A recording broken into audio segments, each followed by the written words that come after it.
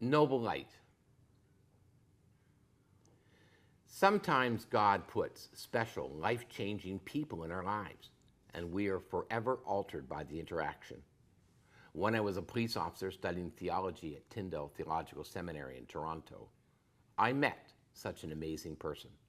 Dr. Stan Skarston was a gifted Christian counselor, marriage and family therapist, who inspired me to give up the gun and badge and pick up the Kleenex box and Bible, which ultimately is far more powerful.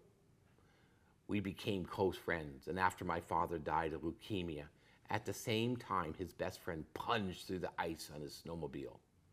And for years, we shared our hearts. And then I remembered that night at dinner when he offered to supervise me in a counseling internship. What an honor. Over the next 8 years, we quadrupled his counseling agency and had many adventures in God, helping the hurting together. And when he was suddenly diagnosed with stomach cancer, then died on the very same exact day that my father died, at exactly my father's age, it was completely devastating to me. Stan and I were authoring a book together called Noble Guilt, and we had plans to visit his homeland of Norway and expand our Christian counseling ministry to reach the nation.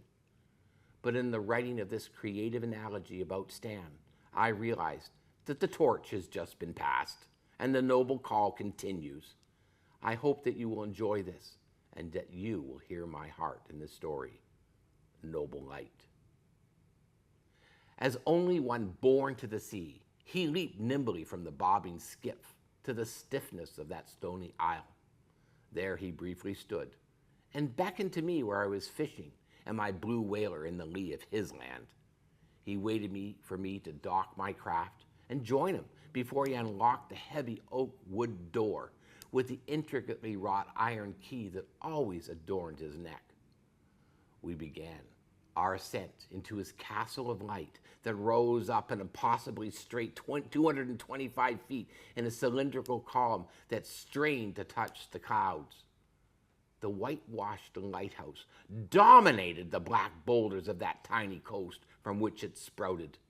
How the sheer mass of that tower floated upon that little bit of an island without sinking it, some 2 miles from the safety of the shore, well, that always amazed me.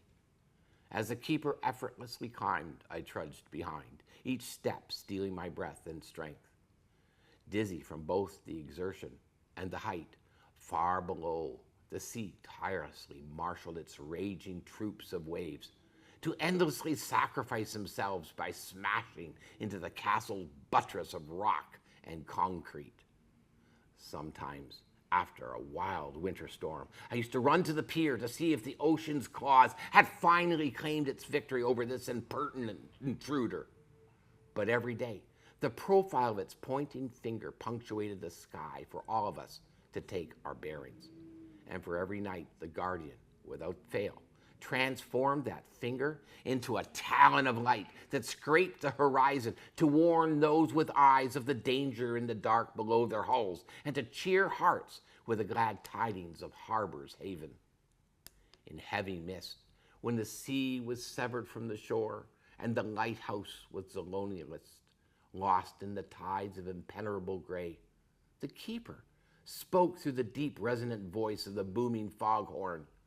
The castle itself anthropomorphized into some antediluvian behemoth through its roar which reached through the edges of sight to touch struggling sailors with its message of direction and danger.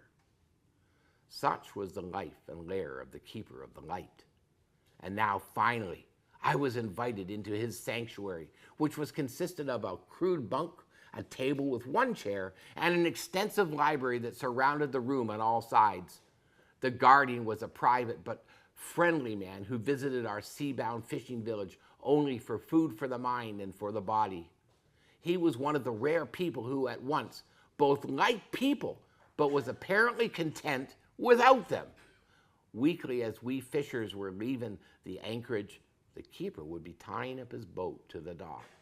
And later, he would stroll in a wide gate that was more reminiscent of a surging deck than the market square to lay up his stores of groceries and books for the coming week.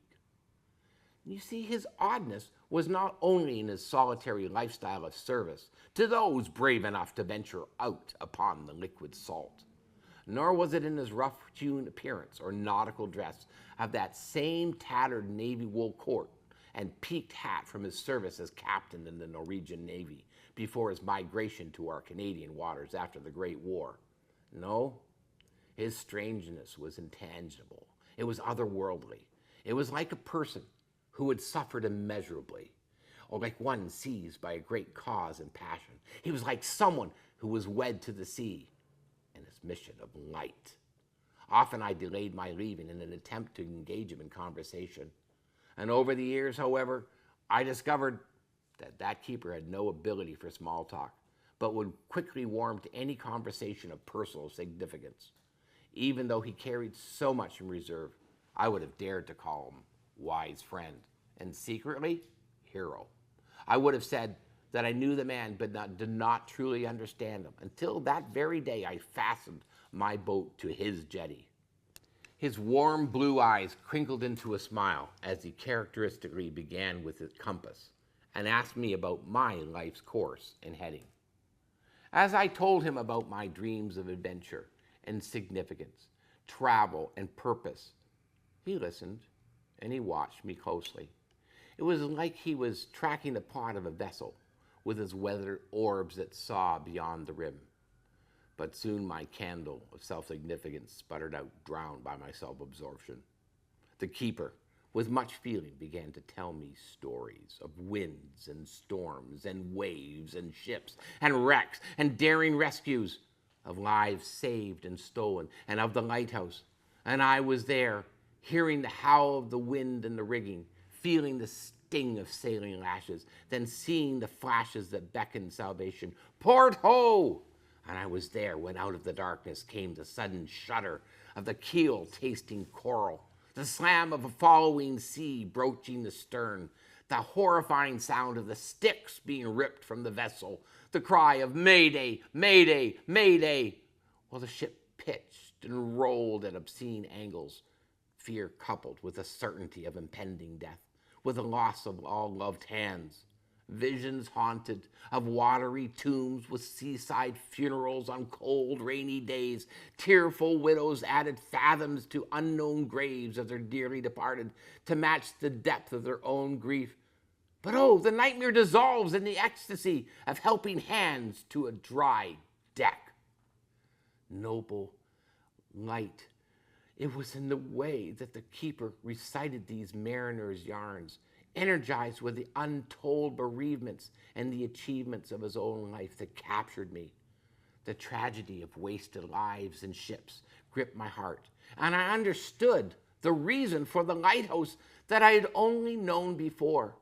Here in this watery world was a deadly battlefield, as crucial to those who rode upon the waves to bring the bounty of both sea and commerce to and from our hammock, and to those who waited in port for the safe return of kin and harvest. A battle as important as any in the history of humanity. And the war was joined each time a vessel defied the shackles of shore and charted a course that sliced across the face of the ocean. Stout wood and metal, woven by inventiveness and fueled by human courage, battled these unpredictable fierceness of the water. Weather's rages continually threatened to throw living ships to the insatiably hungry teeth of reefs, to impale frail hulls in the rocks and the sandbars for a slower death by digestion, and swallowed alive into the abyss washed down by avalanches of aqua. And the keeper, well, he animated the soul-saving lighthouse by exposing these foes and helped the sailor survive by providing navigation to sanctuary. It is no wonder then that the waves and the wind and the ocean daily did their very best to best the castle's fortification. For you see, the keeper was the sea's arch enemy. He rescued untold numbers of ships, and with their passengers and crew, from the briny clutches of the deep and the disaster through his legacy of the light. And I was strangely moved. Even before the decision, I felt the commitment to the keeper's noble call. It filled my heart. I will. guardian twinkled that he was already aware of my determination and welcomed me into his family. Time he spent with me, and I had so much to learn in the ways of the light, attending to giant mirrors, bulbs, fairy lenses, gears, radios, and horns, tide schedules, channels, shorelines, navigation, currents, and weather patterns. All were valuable information. But commitment to care for the needs of other sailors without regard to personal cost or consequence, that was what was essential. Anyone could flip on a light switch, but the crusade kept the keeper from the insanity of becoming an automated janitor. It was the cause that created a guardian. Nobility triumphs over the loneliness and the rigor of the keeper's life, and nobility sustains him in the press of the continual conflict. And so, by invitation, I moved into that tower to help my friend man the light. Hours we shared, too few in training and talking. Sometimes when he was not looking, I noticed a faraway look in the keeper's eyes, as if he were reliving some event long before, and the keeper was reluctant to discuss these memories.